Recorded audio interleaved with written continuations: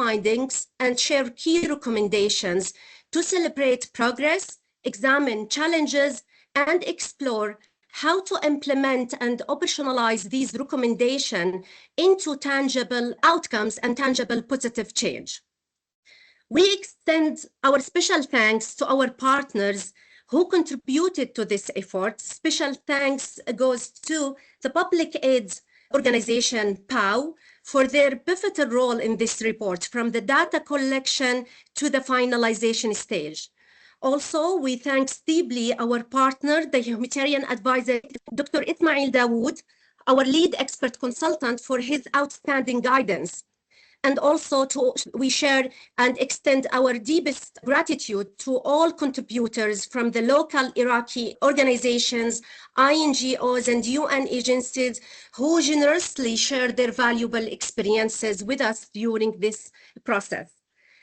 I encourage you all to share your comments, questions. Please use the chat box.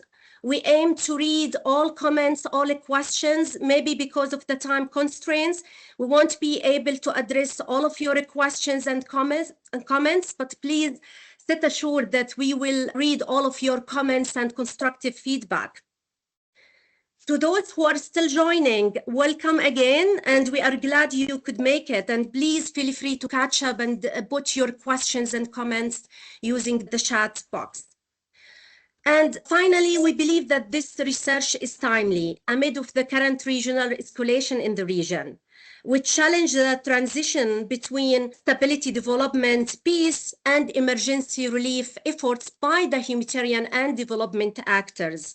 When considering this transition, it's imperative to ask, what is the local actors' role, the readiness, what are their coordination effectiveness level, and the decision-making influence from local actors' perspective.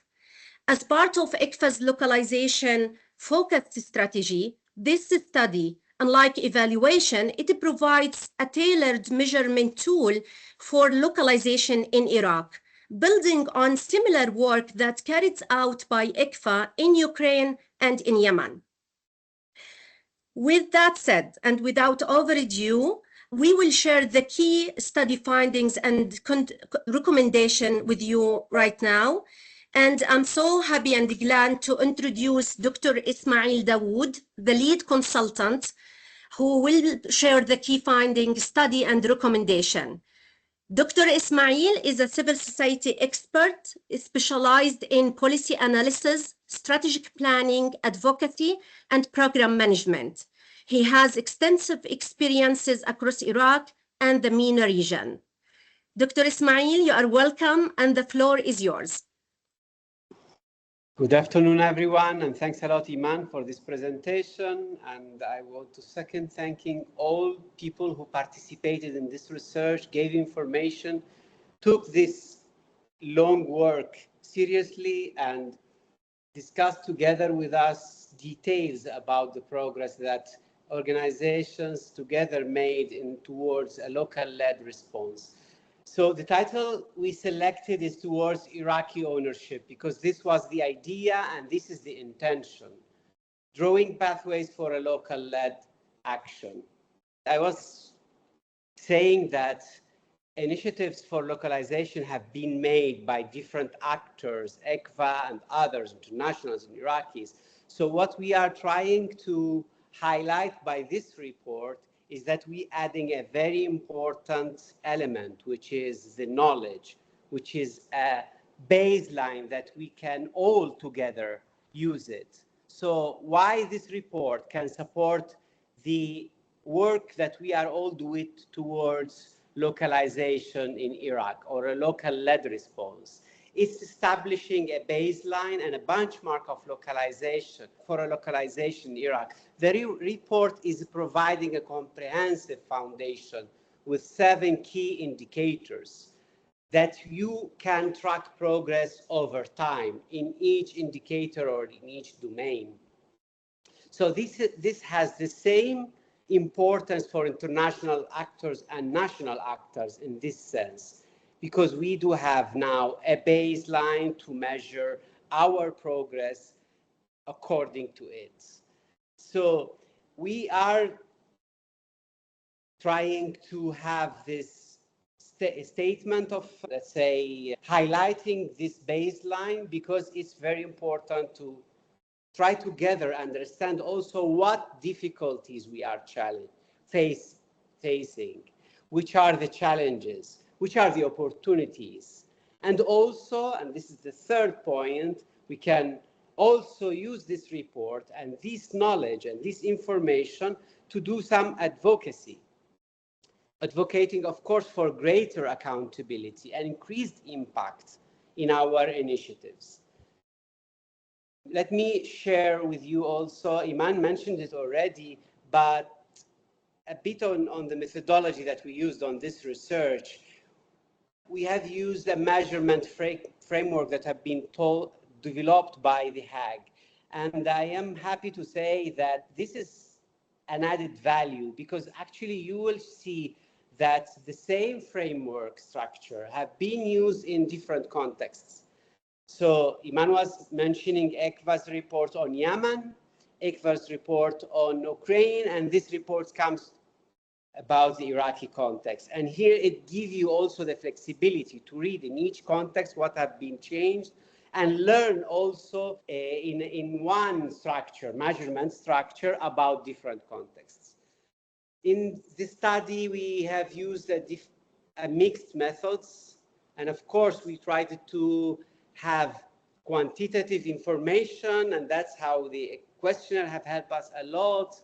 And we wanted also to have qualitative data, so to dive in some areas in a discussion with the actors. I think in the report you have already in front of you, you will see that these mixed methodologies have helped us to give, in the same time, numbers and also reflections from our, let's say, organizations that have been involved.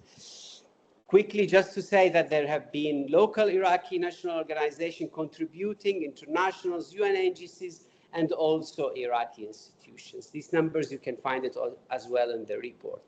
So I want also to share with you a few comments about the findings, because the findings, you can find it in the report and you can read about it. It's well explained there. But I want to share with you a few notes about it. Let's start by the strongest evidence of localized practices in Iraq. And here we have seen two. One is a partnership, and the second is the capacity, speaking about the capacity of local actors to lead humanitarian response and development actions. Partnership have been, let's say, developed in a great manner in the previous years. It started because of the need of two actors, international actors, including UN agencies and INGOs, donors, and the Iraqi local organizations. So for internationals, they needed to be closer to the context, to get more cultural insights, community access, get more specialized knowledge, and this, let's say, have opened the door for local organizations to be the ones providing these elements. At the same time, local organizations in Iraq doesn't have that long history in terms of developing tools for work or relation with donors and so on. So that's from local organization perspective. International partnership with international actors have gave this part of, let's say, skills, resources, access to donations, and this is how everything starts in terms of partnership. I must say that recent years have brought stronger partnership, that we have seen some international actors investing on their counterparts from Iraq, developing their capacity, giving them more tools on the structure of their organization, giving them more tools to develop institutions, so develop policies, implement these policies, do strategic planning, and so on and so forth. So it was not only about project implementation. In many cases, there was a long-term partnership. And this is a very good point about the kind of partnership that have been developed in Iraq. Of course, when we are speaking about nowadays, in 2014 already, already there was less number of formal partnership. And here there are also, let's say, it continued to be a basis for relation between Iraqi and international actors, even the partnership that are based on projects.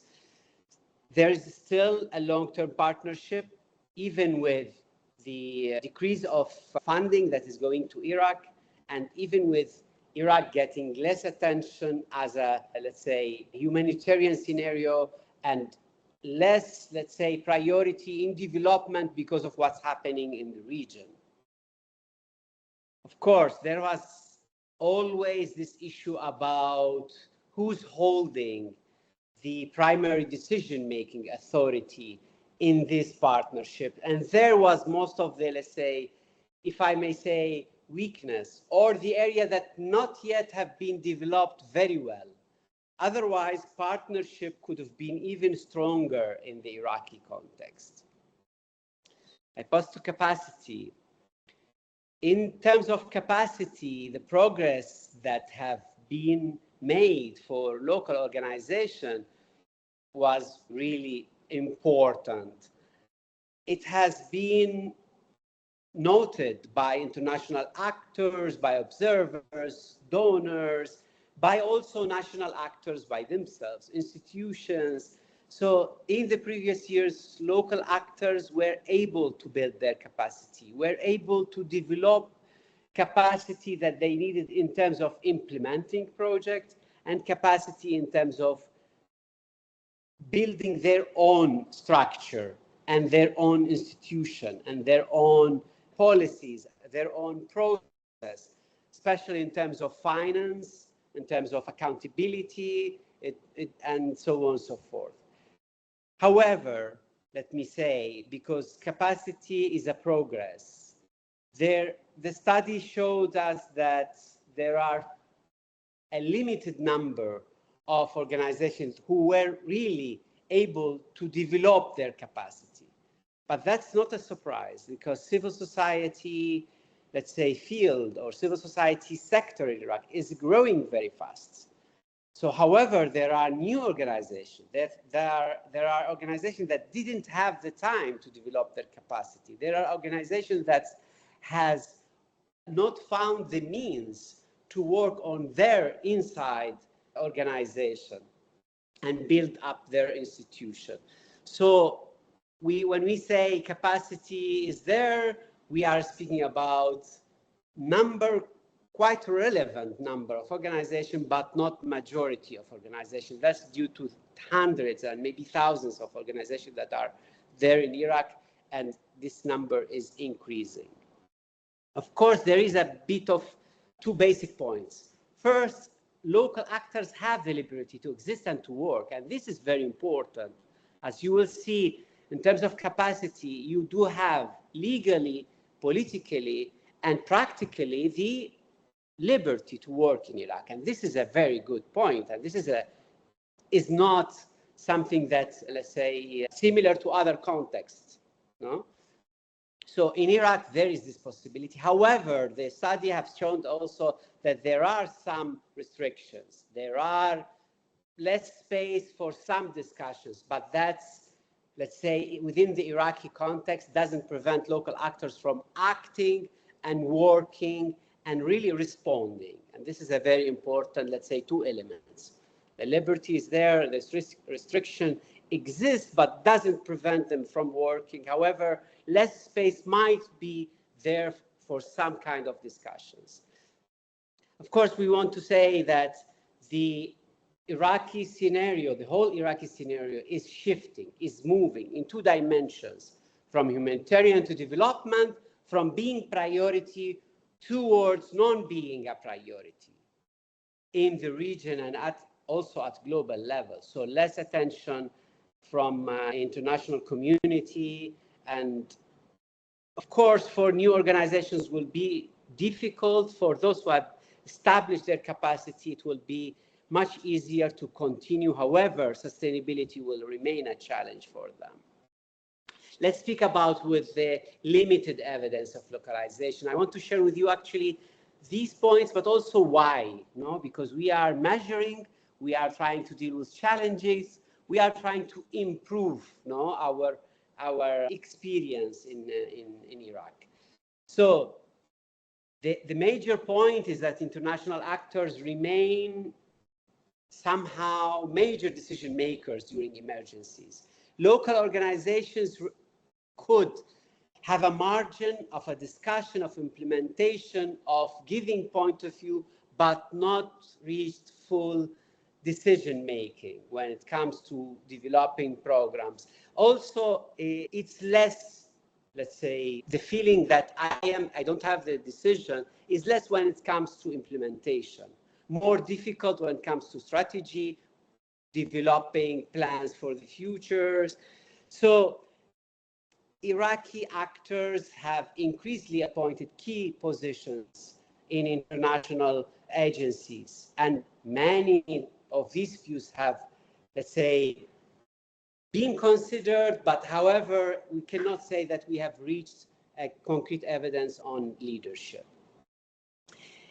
The point also, and I'm saying this to colleagues who are working also in international organizations, the point is that if Iraqis are placed in implementation roles or Iraqis are placed in leadership roles in some international organization, would this solve or not solve the issue of leadership?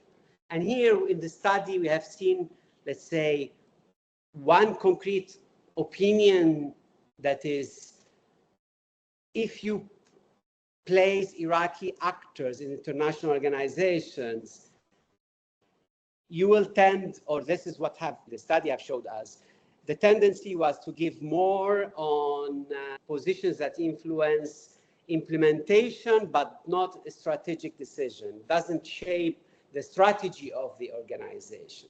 However, in this study, we dealt with local actors and international actors in a, let's say, we asked the same questions to the two actors, and we have tried to analyze each answer. So in the reports, you will see how was the response from Iraqi, how was the response from international actors, and if there is a responses also from UN agencies. We have seen that also in terms of funding, there is a limited evidence. And the problem of funding is a bit more complex because the previous years have been seeing a major interventions of emergency after Daesh, after the liberation of Daesh, and the emergency response have asked and required high levels of accountability, of finance management, of policy, protecting beneficiaries, and so on and so forth. That's why in the study we have seen that there was, in the funding, the work that had been done is really still in its beginning. There is some work that have been done. And there are some international actors who open calls only for local Iraqis, and it's increasing. So this is, the funding is, let's say, funding domain start maybe to grow in the recent years. And we are looking forward so that this can become also, and you will see in the recommendation we were speaking about it, as something that we need to invest on. There is, of course, the issue of humanitarian, the phasing out. Luckily, I'm saying, luckily, because nobody would like to have a context of emergency. We would like to have more time to work on development and sustainable, let's say, development together with our partners. That's in all our contexts, especially in Iraq. Let's say there are also difficulties to find alternatives in funding, particularly when it comes to national funding instruments that can help organizations to sustain and respond actually to the needs of communities, because the role of local organizations is to respond to the needs that are coming up from the communities that they are serving. I want to mention also a bit more on coordination, policy, and influence. And we spoke about the more evidence, less evidence. Here we speak about elements of evidence that are there in terms of coordination, policy, influence, and participation. But we need to improve these three, let's say, domains, or three main domains. Let me start by coordination. There is a lot have been done by coordination, whether from UN agencies, cluster systems that have been first in place, then deactivated, NCCI and other national and international networks. So in terms of coordination, the feeling is that the local actors, they do have their own local networks that they are more using to share on thematic issues. So networks for women, networks for election that are working very well, networks for prisoners, justice to prisoners, and so on. There are a set of examples. However, a joint coordination mechanism is still difficult to say that this joint coordination mechanism that is led by Iraqi actors. There are a lot of in the report about this difficulty and why. In many cases, the Iraqi organization said that there was no time because actually there was a transition plan and there was a plan to move the coordination from cluster that was managed mainly by UN agencies, maybe INGOs, and so on and so forth, towards a coordination platforms led by Iraqi actors, some contribution from government and local authority. However, there is not realistic time to shift to this. And some of these platforms are facing really difficulties and not functioning. Only a minor number of these platforms of coordination, joint coordination, is functioning. I mentioned something about the cluster system and the NCCI, which are experiences that I think it's still valid to use them as a models, but to learn from them. For example, make the coordination system more close to the local needs, being more language have been one of the elements that have been set from the beginning as a difficulty, let's say, a challenge for Iraqi actors. If the coordination mechanism doesn't use Arabic, there will be a major problem about making it functioning. And this is also have been mentioned by Iraqi institutions. I want to mention about policy influence. So I want to say something about the policy influence because there is a clear possibility for local actors to bring issues on the table. However, there is a difficulty to make these issues transform them to policies, but that's never easy with any government. So this is a difficulty that Iraqi actors are facing, and it doesn't mean that they are not there when it comes to policy influence, policy of government, policy of donors, but they do have the capacity and they do have elements to influence policy. In terms of participation, by participation we mean how Iraqi actors are doing in terms of including communities and those in need, communities that they are working with, in terms of designing their projects, their interventions. And I must say that there is a lot of experience have been accumulated, but however, it's not yet systematic. So it doesn't show that we do have mechanisms in place that can continue in the future. Actually, these mechanisms have been developed because of a project, because of program, and some have been developed because it's needed. But however, there is this kind of sensibility of involving communities, part of the accountability that local actors need to show. Let me tell you a bit about recommendation. I mean, I won't have the time to go through all recommendations, but I picked two and I want to share with you these points. In terms of funding, it's really the time to have a national, at least for peace and recovery fund, if not for development, dedicated to peace building, recovery, humanitarian needs, in order not to let all these communities behind that are still suffering, still to need to recover from war and from its impact. And I am saying this also to our Iraqi colleagues. Having a mechanism, national mechanism, doesn't mean that we are asking the government to give money to all NGOs there. No, we are speaking about, because this is an example that had been done in Kurdistan region and actually have been criticized by the government.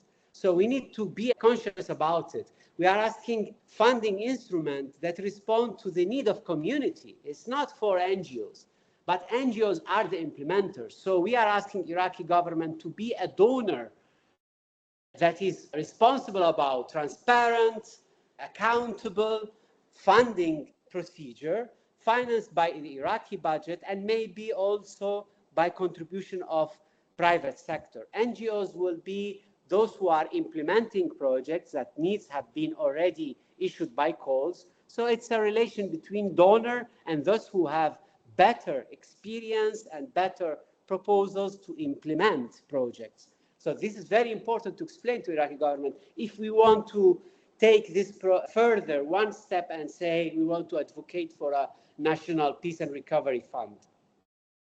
There is also a very important recommendation that I think we need to share with donor community and international organizations. There is the experience of having flexible funding streams for local actors have just started. It cannot stop now, otherwise we lose everything. So there is a need to continue having flexible funding streams for local actors. Of course, that can also open space for CSOs or organizations to work on their own structure. That's why this funding should have some administrative costs for them to sustain their structure. It should have also, it should give them the possibility to maintain what is necessary as a structure that they have put in place: accountability, transparency, policies also in terms of respecting donor community needs, and so on and so forth. I want to say also something about partnership. I close by partnership, also recommendation. I think partnership have a potential to be transformed to a long-term solidarity partnership. So don't lose your partnership just because the project have been finished or the funding is not there. Transform it to a long partnership of solidarity. You can exchange visits. You can go there and give solidarity, invite them to learn, invite them to give some examples and speak about your audience. I'm speaking about between international organizations and national organizations. There is a potentiality to work on solidarity, even with less money coming and even with closing and the phasing out of a humanitarian crisis in Iraq. Thanks a lot, Eman. Sorry for taking some time. Thank you so much, Dr. Ismail. Thank you for your passion and your dedicated knowledge and sharing the findings. And as Ismail mentioned, we encourage you all to and refer you to ICVA's report on ICVA's website with all detailed recommendation, as Ismail mentioned. And it's greatly to hear Ismail and different things resonate well with us, speaking about pivotal leadership and speaking about partnership, long-standing partnership, meaningful partnership beyond funding, and others regarding how local actors have been resilient despite the challenges over the last 2 decades and how they are adaptive now, moving toward durable solution and sustainable development strategies and programming. We encourage you all to dig deeper and read the report. It has so comprehensive findings and recommendation you can refer to in the detailed report. Thank you so much, Ismail. And here, moving swiftly to our esteemed guest speakers and experts from the local Iraqi community, as well as from international actors, I'd like to hear their key takeaways and their reflections on what they have heard and skimming through the report as well, and from their, let's say, real expertise and real experiences on the ground. I'd like to invite our guest speakers now and introduce them briefly. I'll start with Miss Suzan Aref. Welcome, Suzan. Great to have you here. Miss Suzan is a prominent human rights and civil society activist. She is the founder and director of the Women Empowerment Organization and the head of the Women and Peace Network. She served as the national coordinator of Iraq's cross-sector task force on the Women, Peace and Security agenda from 2014 to 2019. Suzan has represented Iraq on major international platforms, including addressing the United Nations Security Council twice in 2018 and 2019. Great to have you here, Suzan. Then moving swiftly to our second guest speaker, Mr. Talaat Jawhar. I hope I pronounce your name correctly, Alwand. Alwand is the head of the program from the public aid organization POW. He is a dedicated humanitarian and civil society activist with over 10 years of experience leading community-driven initiatives in the humanitarian and development sectors. Holding a master's in sociology, he combines academic expertise with hands-on advocacy to strengthening community resilience and deliver aid to vulnerable communities. Welcome, Alwand. Great to have you here. Mr. Eranda Wijewickrama, I hope I pronounce your name correctly, Eranda. Eranda is the Deputy Director at the Humanitarian Advisory Group, HAG. During his time at HAG, he is the expert and he has been working on localization.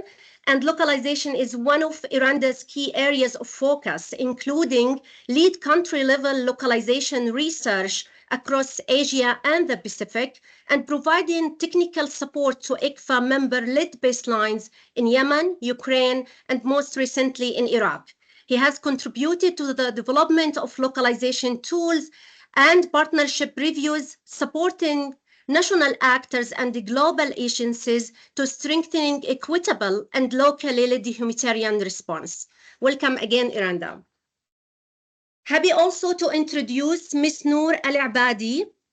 Noor is the director of the locally led network for coordination and cooperation in Iraq. With a background in humanitarian coordination and gender equality, Noor has led initiatives to advance localization and strengthen the role of women-led organizations in responding to violence against women and girls and the climate change impacts.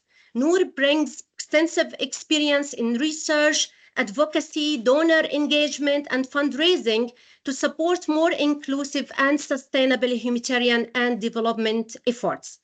Welcome, Noor, and welcome again, esteemed guest speakers. And I'll direct my first question, but before that, just to encourage participants who are online and those who are still joining, welcome. My first question to you, Alwand, which is about drawing on POW's experience and engagement with local actors. How do you define localization? And do you think that all local and national actors in Iraq share the same understanding, the same definition regarding localization? Yeah. The floor is yours. Thank you. Thank you so much, Eman. Hi, everyone. Thank you very much for such a great event. And thanks for Dr. Ismail to present such an interesting presentation regarding the outcome of the research. Well, I'll start where Dr. Ismail stopped because I don't want to repeat myself regarding the Iraqi context. So I can say that despite a variety level of understanding for the localization, for the most of the local NGOs, localization is a way of sharing power, resources, leadership, and also participation in the decision-making process. And then it can be done through developing the capacity of the local organization and system strengthening, as well as promoting the local collaboration and community partnership with the different community groups and including the subnational level authority as well, and also promoting the equitable partnership with the international actors and the UN agencies, the donors. Lastly, an advanced policy and regulation for inclusive and effective partnership for the local organization. In general, I can say that the localization process is progressing, and we have over the past decades or years, I can say, to be honest, notable improvements for the role of local NGOs in the ongoing interventions. If in the past few years, the local NGOs was only playing the implementing role, as mentioned in the report. Now we can definitely say that there are some local NGOs who are taking part of decision-making process, and they're taking part of designing the programs, which is great. However, it cannot be generalized. I understand that the report has covered a wider area or wider space for the local civil society in Iraq. This is why I can definitely say that there are still many challenges in place, and I would like to mention some of them. First of all, the concept of localization in Iraq is new. We understand that during the past 10 years that Iraq was going through a emergency situation. So every organization, UN agencies and the international actors pushing a lot to just fulfill the needs of the pupils in need, millions of IDPs and refugees. This is why recently the localization process started to grow. This is therefore for the most of the local NGOs, the concept, they're not really familiar with the concept of localization, and they are not familiar on what effective localization should mean. And another challenge is relating to missing a substantial clear pathway moving forward on the localization. And I think for that, we still need the support from the international actors and also the regional actors as well. Not be so, just to be a little bit optimistic, I would like to also share some opportunities, especially when we have a good existing local collaboration in place for now, especially among the local NGOs, plus local NGOs with the local institutions, and then strong will from the donors, international actors, the regional actors to support the localization. And I find it as a very good opportunity to take it as a the entry point moving forwards, as long as there is a willingness to provide this support. And I think this is really important for us as a local NGOs to take it and collaborate with the. Thank you.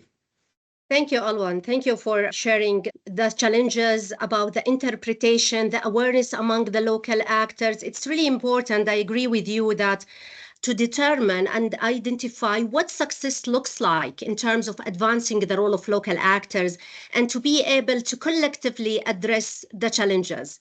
We'll come back to you with more questions, Alwand. And now, moving swiftly to you, Suzan, from your vast experiences on advancing the role of local actors, especially women-led organization, what concrete examples demonstrate how women-led organizations have moved beyond token participation or traditional participation towards lead the different coordination, policy discussion efforts in Iraq? Could you please elaborate more about that? And if there are examples, you can also share an example with us from your experience. Over. The floor is yours, Suzan. Thank you, Eman. Good afternoon to everyone, and thank you. I'm very happy to be part of this webinar. And also, I want to congratulate you about this important and valuable report. Coming to your question, of course, I'm glad to talk about the progress that women-led organization in Iraq, how they moved from a participation to leadership stage. So according to my experience in localization, especially when coming to talk about the prevention of violence against women and girls, like I can say that I have witnessed how women-led organizations in Iraq have evolved from symbolic participation to essential leader in humanitarian and policy space. So they are increasingly taking on leadership roles within national and regional coordination structures.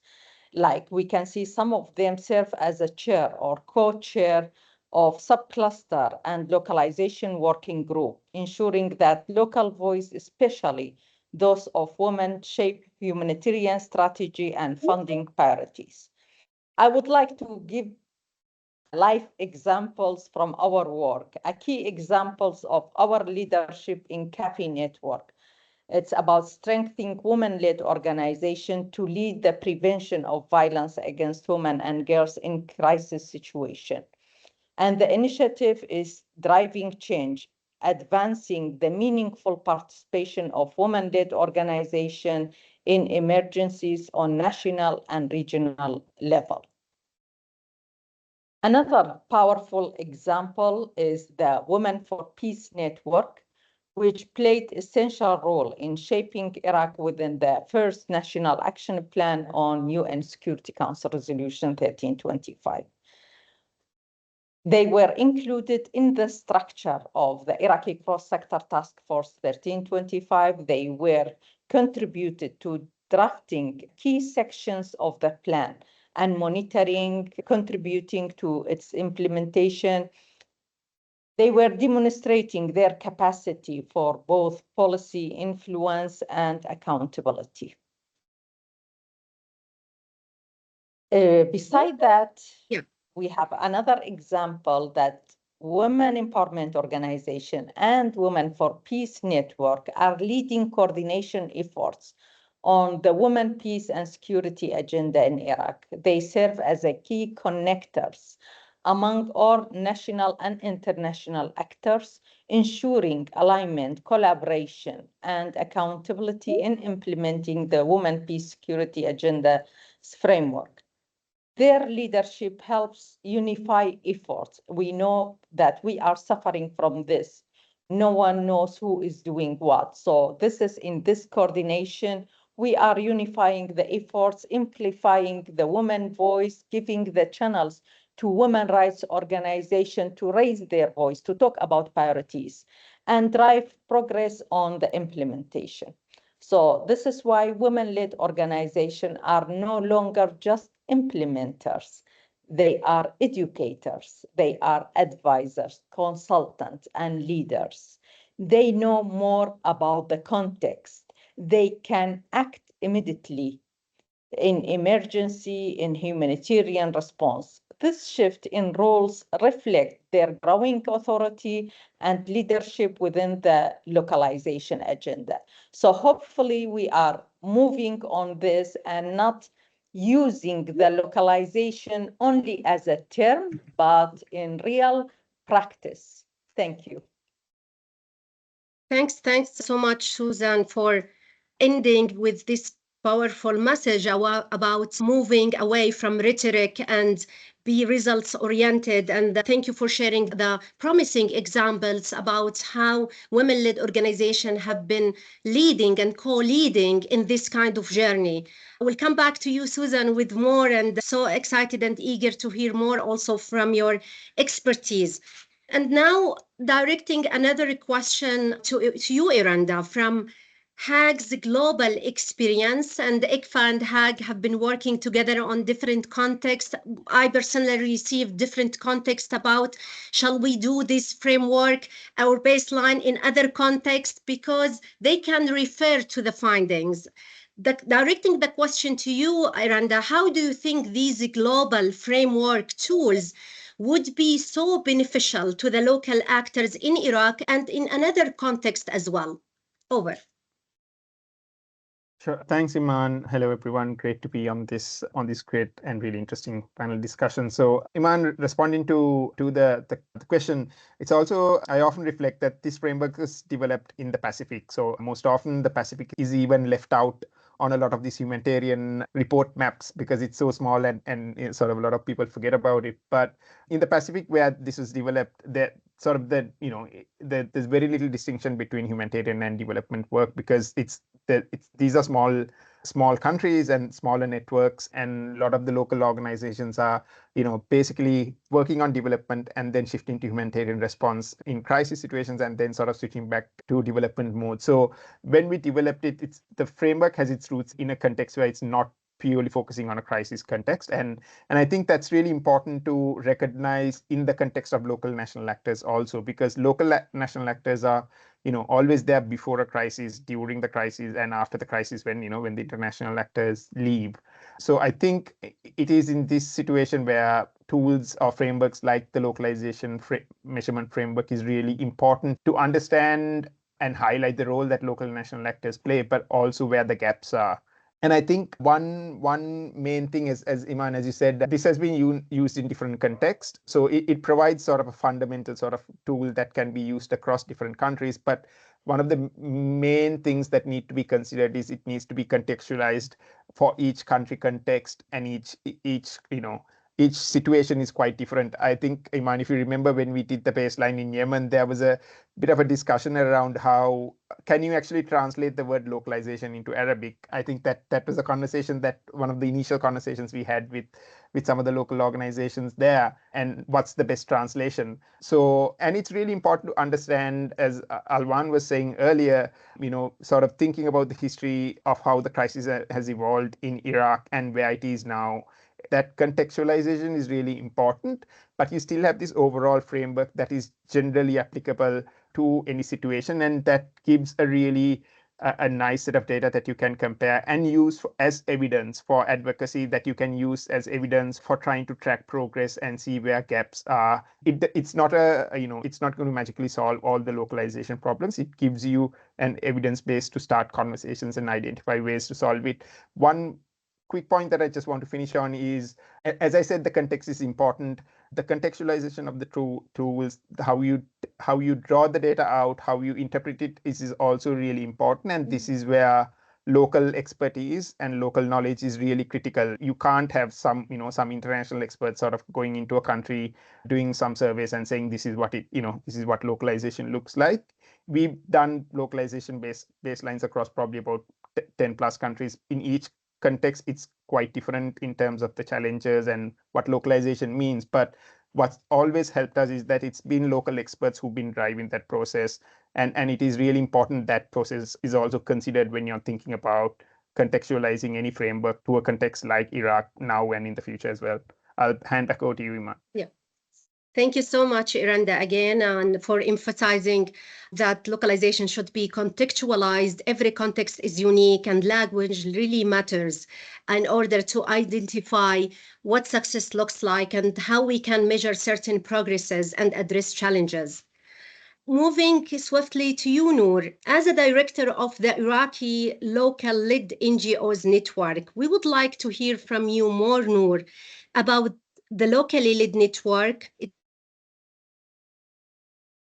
and its future priorities. Over to you, Noor. Hi, Noor? Eman. Can you hear me? Yes, I hear you well. Please go Thank ahead. you. Thank you so much, and good afternoon to all our panelists and everyone joining us today. It's a pleasure to be with you. On behalf of the Iraqi locally led NGO network, I would like to extend a sincere appreciation to ICVA for the support and the opportunity for advocating and sharing the knowledge about our new locally led NGO network for coordination and cooperation. It's a network that was created out of shared aspiration among actively working civil society organizations to ensure meaningful participation and leadership in the shaping Iraq humanitarian development and space building agenda. Mainly, our vision is a locally led, recognized on both national and international levels, and sustainably resource civil society sector that drives equitable development and response in Iraq. One that is accountable to communities, respected by international partners, and capable of influencing national and global agendas.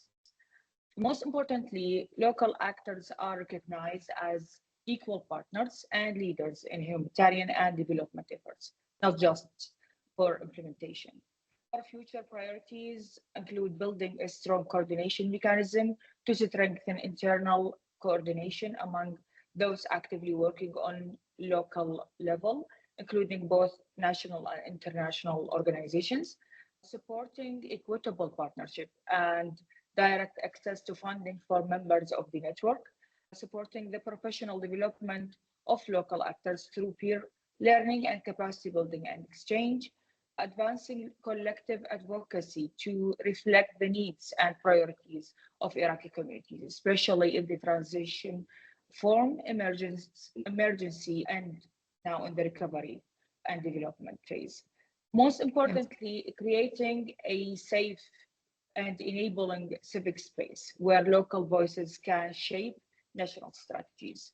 We believe that meaningful localization must be led by those closest to the communities, and this network is a tool to make that leadership visible, united, and impactful. Over to you, dear.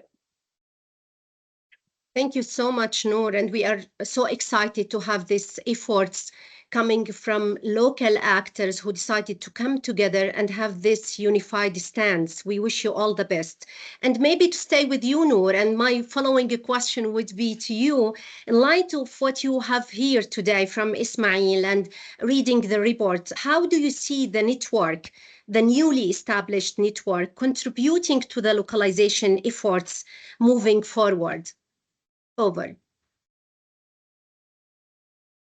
Well, the baseline findings, as mentioned by colleagues before me, strongly reflect that many of us have experienced on the ground. Despite the decades of presence, local actors still face systematic barriers in decision-making, funding access, and visibility. The report is clear, progress is limited, but the potential is real. Our network offers a practical and collective mechanism to drive change.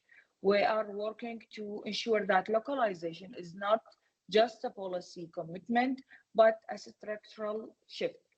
And that practically include supporting local actors to co-lead coordination platforms, including reactivating the governorate level forms that have weakened since the closure, as mentioned before, for the NCCI and the deactivation of the UN cluster system, and facilitating joint advocacy efforts that reflect grassroots priorities such as the equality, durable solutions, and climate resilience, and also documenting and promoting locally led good practice to shift narratives and demonstrate capacity. Finally, to engage donors and UN agencies to shape funding and partnership models that are more inclusive, transparent, and fair. Over to you, dear. Thank you so much, Noor. And what you have mentioned, we as ICVA completely advocate for it, for the space, the leadership, the resources to support local actors in their future inspiration. And thank you for all the participants who keep the chat very lively. We are reading their comments. We are compiling your question. Please keep dropping and putting your questions and comments. This is highly appreciated. Coming back to you, Alwand, again, and I'd like to hear from you, from POW experience. And this is vast experience, considering one of the lead agency and local NGOs in Iraq. Do you think that assuming a greater leadership from local actors, do you think that local actors are ready? What are the opportunities, considering that you like to shed light on the bright side, not only to continue speaking about the challenges? I'd like to hear from you to what extent local NGOs in Iraq are prepared to assume greater leadership roles in the different coordination platform. Yeah, thank you so much, Eman, for such a great and important question. To be honest, I support what colleague mentioned that in Iraq, the local NGOs are technically ready. We have accumulative experience in different sectors, and we support the international actors, show them what exactly works, what doesn't work. Technically, we have taken good steps. But unfortunately, this is not the whole story. For sustainability and for taking this greater role or leadership role, we need to ask ourselves the question, the most important question, how sustainable we are, how far we can go within our own local resources. And the answers this time, starting with some challenge and then I will also highlight some opportunities. To be honest, there are a lot of challenges for sustainability, for local NGO sustainability in Iraq. First of all is limited access to funds. We know that within the past few years that There was a lot of funds because Iraq was in the top priority on the list of the donors. Funds are coming, collaborating with the international NGOs. But now, as Dr. Ismail also mentioned, that we are moving from priority to non-priority countries. It means that we get less funds. So here is the question: how we can survive? How we can continue within the same functionality, within the same capacity? So access to fund is really great, important. By access to fund, I mean direct communication with donor and also having flexible funds to be used by the local NGOs. And also another challenge that also the local NGOs are faced is the donor requirements. Sometimes the smaller organizations are facing hardship to comply the donor requirements. This is why you always need to have an international NGO to take your back and support you to run some financial and reporting or whatever. So maybe this is also a question that we need to ask. So how we can find a way to apply some donor requirement and also reduce the challenges faced by the smaller organization. To be honest, sometimes even the big organization also facing the same challenge. And then lack of local sustainable fund, as mentioned in the research, it is another challenge. Is there any opportunity to find alternative funds? Is the government ready to take this responsibility? I mean, this is also something that we really need to think about as a part of localization as well. And then shrinking civil society space is another challenge, to be honest. Now we see that local NGOs are faced by some different pressure, so it's also another challenge, plus insufficient of the coordination mechanism. Quickly highlighting some good opportunities that I think we have ahead of us is supporting different donors, regional and international actors. Again, I really want to mention that this is really great and really appreciated. So this support should continue and will be, I mean, it is really useful to shift the local NGOs from a stage to a more advanced stage. And then thinking about developing some strategy for sustainable fund, for example, involving the private sectors as a sustainable resource of funding or financial support. I think this opportunity is there. I encourage all the local NGOs to think about and find a way to make the private sector have a more active role in the funding process, and then improving the financial system in Iraq as a whole country. I think it is also another opportunity. I remember in the past few years, we were really depending on cash. But now there's a banking system is improving, there's a credit card. And I think it is also another good opportunity for the local organizations to think about individual donations, considering the accountability and transparency element as well, because it's more safe and more transparent. And last thing I would also like to mention, sorry for taking long, it is about increased trust between the community and the local organization, and also trust between the civil society organization and the government at some level, which is also important. Like the government, the civil society is not a strange body for the most of the community's point of view. And I think it's important. It is now our work is more welcomed by the community and also by the stakeholders. Thank you so much. Thanks to you, Alwand. Thanks for sharing your insights, and different examples cover the sustainability issues, the effective dialogue with national authorities, adding to that also different funding mechanisms that ensure also local actor sustainability. All are interlinked to each other. I highly appreciate this. And also remaining in the same arena with Suzan, I'd like to hear from you. What are the barriers? Because we've heard from Alwand, generally speaking, about the challenges, the barriers, and opportunities. Here, I'd like to hear from you, Suzan, zooming into women-led organization barriers and issues toward leading and influencing the decision-making processes. What are the most critical barriers in your view? Over to you, Suzan. Okay, thank you, Eman. Yes, now we came to talk about the challenges and the negative side. In the beginning, I talked about the progress for women-led organization, but now I have to say, despite being on the front line of crisis response, but women-led organizations in Iraq remain marginalized. They play a vital role in preventing and responding to provide many kinds of services to respond to violence against women and girls, providing psychosocial support, legal aid, and driving advocacy for systematic change. But still, like their contribution are often undervalued, underfunded, and limited to token participation, especially in decision making. So therefore, I can raise some main key barriers, like on funding side, as my colleague mentioned, of course, limited direct access to resources. The requirement, complex requirement from donor, so it's not matched with the capacity of many women-led organizations. Short-term project-based grant, like small project initiatives, 3 months, 6 months.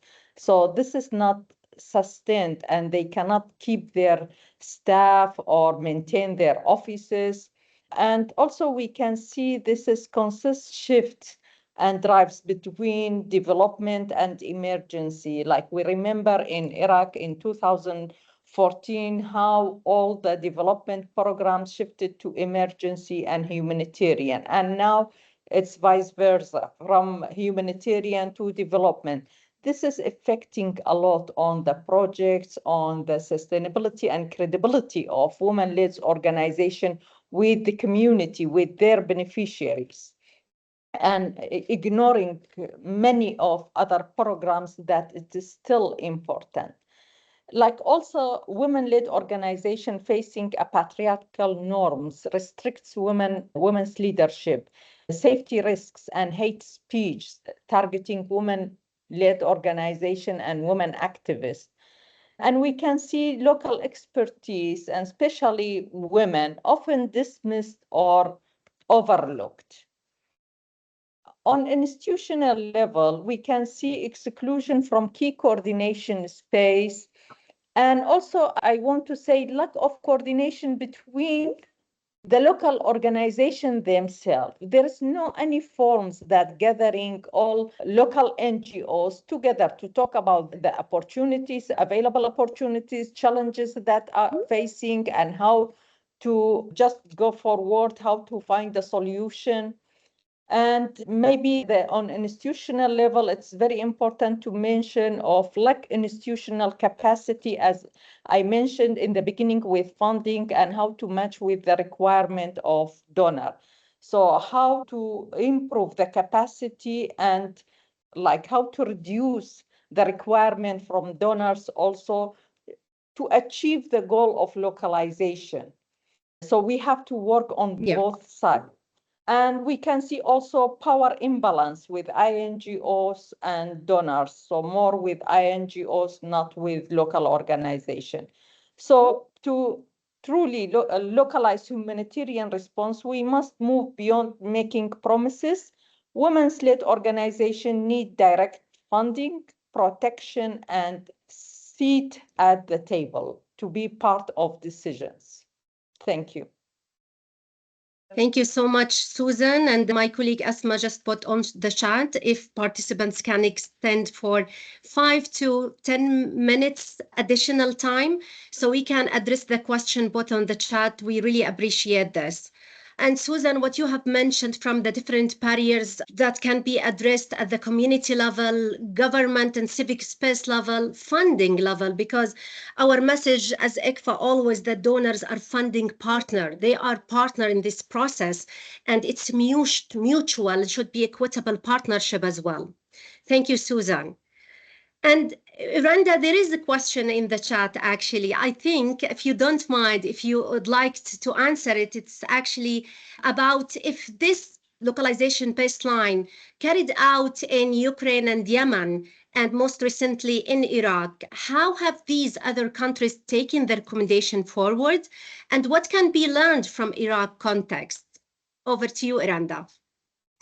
Yeah, thanks, Eman. Thanks for the question, Michael. Good to see you online. So I think maybe I'll start off with a little bit of context for everyone. So what the framework offers, I touched on this earlier, doesn't give a fully comprehensive sort of a full mapping of every single thing that goes on in a country context. It doesn't speak to every single person to get their perception, right? So what it provides is sort of a snapshot of a point in time. So it gives you a progress review of where localization is at the time of doing that study.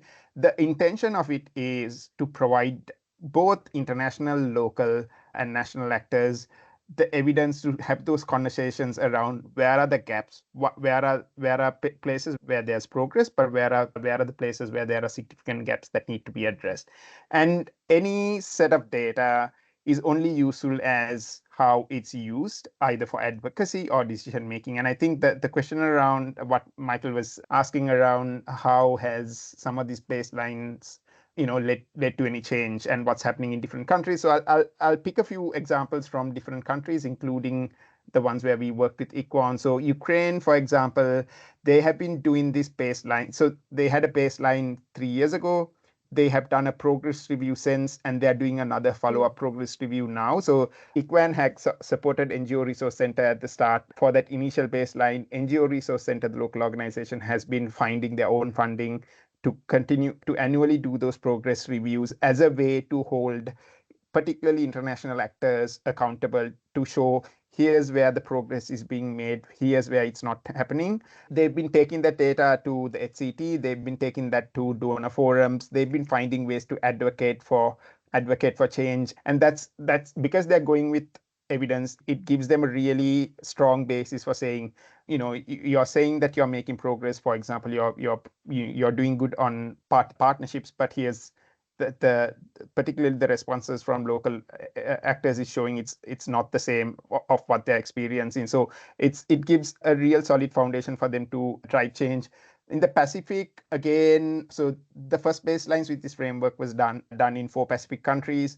The civil society lead organizations, or sort of the civil society platforms there. So I guess lessons for the local led network in Iraq is they've been using that data as again, they've been sort of the holders of that and going to using that in their advocacy with the government as a means of also increasing the pressure on international actors to progress localization. They've also been using that as engagement means with international actors and their forums and their HCTs. So I think that's a critical one. In Bangladesh, for example, the RCO was quite on board with the baseline process. So they worked with the HCT to set up a localization technical working group, which was the lead of that working group was given to a local organization.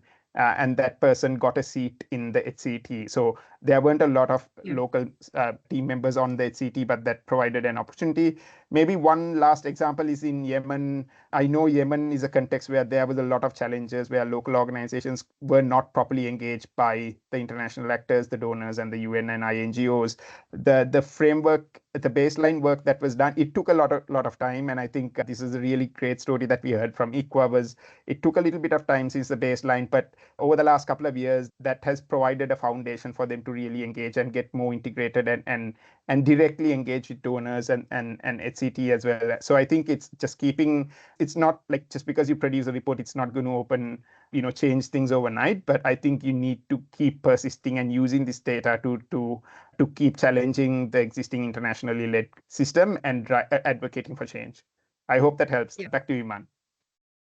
Thank you so much, Eranda, and thank you, Michael, for the question. Another question, and maybe Noor can support on this, if you don't mind, Noor. They are asking about if there is a platform to advocate for localization. So you've mentioned, of course, the locally led network, and what kind of support we can provide as diverse actors to the newly established locally led network. Over to you, Noor. Yeah, thank you, Eman. Yeah, actually, this question is definitely touching bases. I believe we are currently in a key moment to build not just a network, but a shared platform for genuine collaboration. While we are still in the establishment phase, we are aiming to create a space that welcome both local and international NGOs. Very soon, we will be sharing the registration process for interested organizations to formally join the network.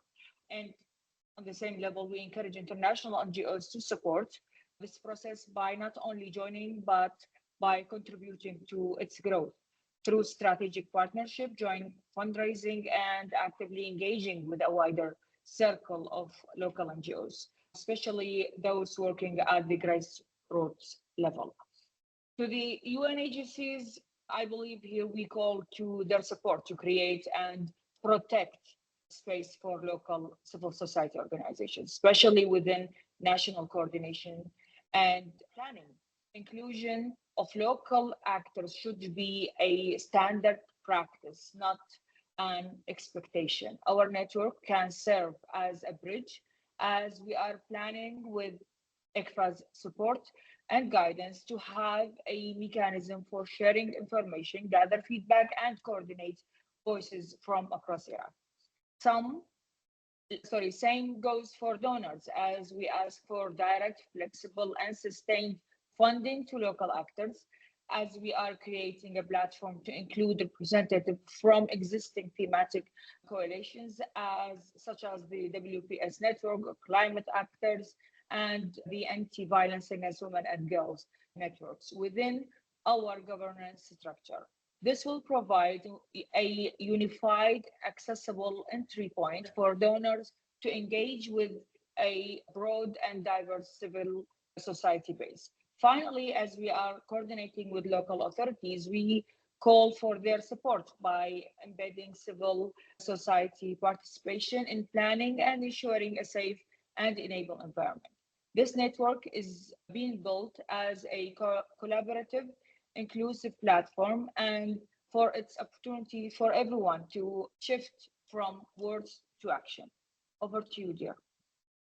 Great, Noor. Thank you so much. And we also invite different actors to join and support the establishment of the local need network. This is for sure. We are coming to the end. We asked you kindly to extend the time by having a couple of minutes to give the chance to participants to share their questions, also our key experts to address those questions.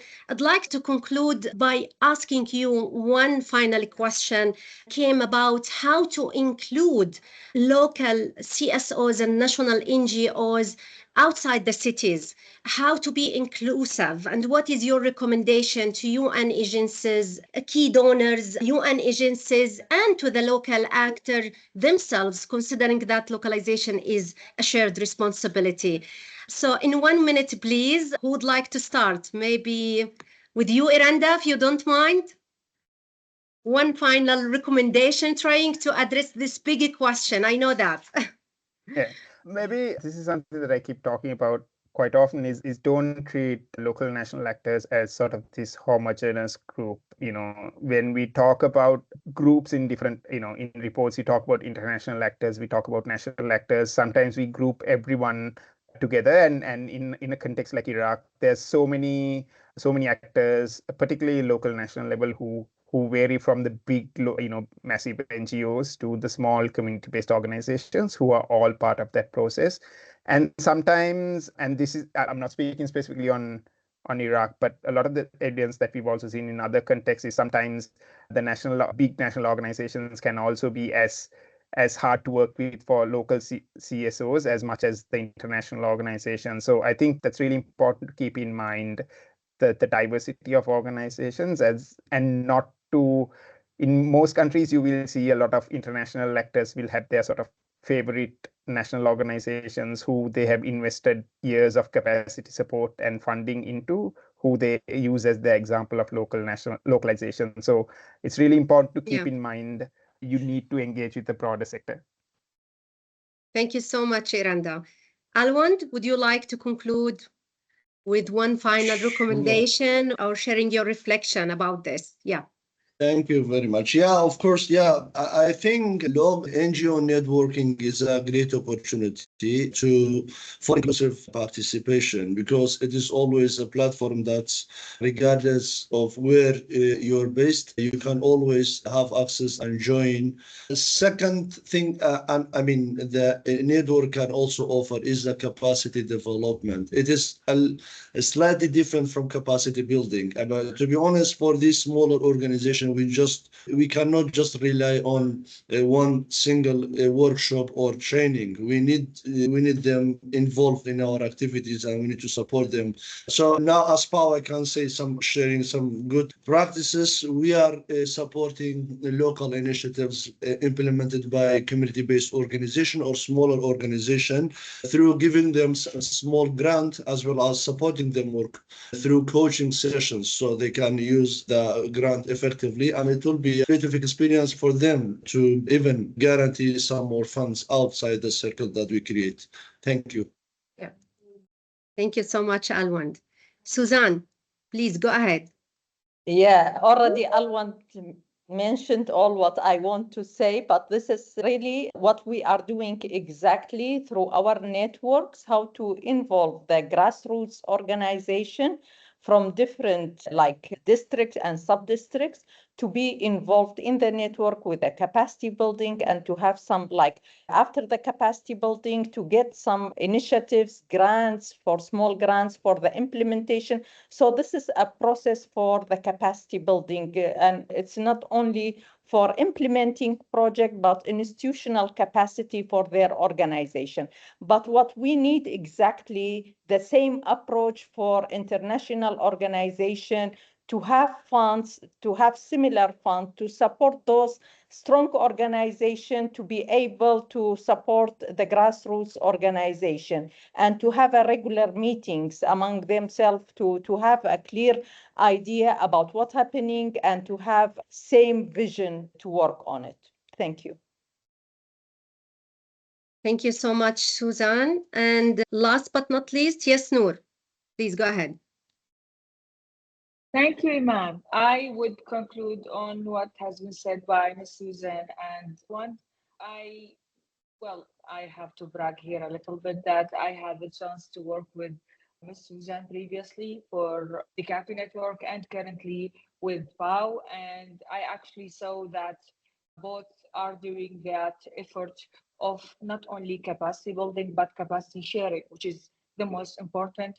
And it's something that we are working for locally led established network supported by ICVA is doing what those two efforts are doing, but with engaging international NGOs and donors.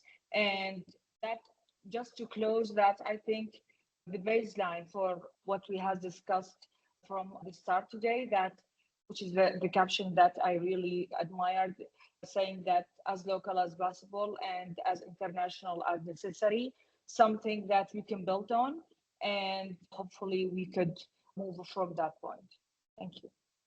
Thank you so much, Noor. And coming to the end, it's great to end with this quote, and also as we close today's discussion, and I see the raised hand, I really appreciated this, but respecting other colleagues who have joined in from the beginning, and we extended the time already, please do share your comments and question in the chat. We'll read and follow up. This is a promise. And as we close today's discussion, we extend our deepest gratitude and big thanks to our key speakers and experts, Dr. Ismail, Ms. Suzan, Noor, Eranda, Alwand. This is great, and thank you for sharing invaluable insights and your examples about how we can collectively do that much together and achieve long-lasting positive results. And you have highlighted different and so many takeaways. I'll mention briefly. I've heard so many great things about localization is shared responsibility. We can't emphasize enough on this, let's say, approach, and how strong leadership is pivotal in driving effective humanitarian peace and development initiatives. I've heard also so many from you talking about promoting flexible, long-term partnership that prioritize local expertise and empowering in its approach. I've also heard from you and the comments from the participants about there is a need to have a change in needs, and this required a funding rethink. And while Iraqi's transition from emergency response to development, marks a positive progress, it also poses significant challenges, such as reduced funding, which threats and undermine the different gains and the progresses from the past, with no alternative financial support available to address remaining needs. So finally, let's carry forward this momentum. I think we need more of these kind of think tanks, effective dialogues, inviting different stakeholders to think together about the know-how. So not to repeat the repetitive, but also to think collectively to address these kind of challenges and answer the questions. Thank you so much for joining us. Thank you for those who waited longer. We really appreciate your time, your enthusiasm, and we look forward for having a follow-up on these kind of important discussion. Wish you all a wonderful evening, and may you stay safe whenever you are. Until next time, take care and goodbye. Thank you so much. Thanks to you, Eman. Thanks, everyone. Bye-bye. Thank you, Eman. Thank you, Bye-bye. everyone.